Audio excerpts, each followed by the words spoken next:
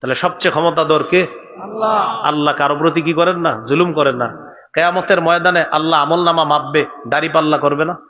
একটু বুঝেন কথাটা। আচ্ছা, দাড়ি পাল্লা কি দরকার রবের?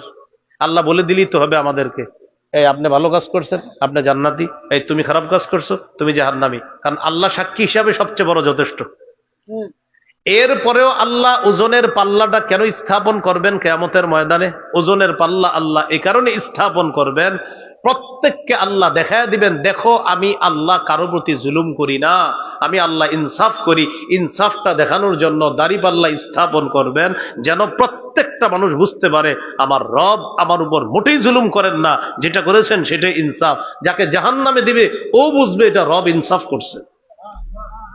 এই জন্য ইনসাফের পাল্লা, দাড়ি পাল্লা আল্লাহ কায়েম করবে কিয়ামতের মাঠে।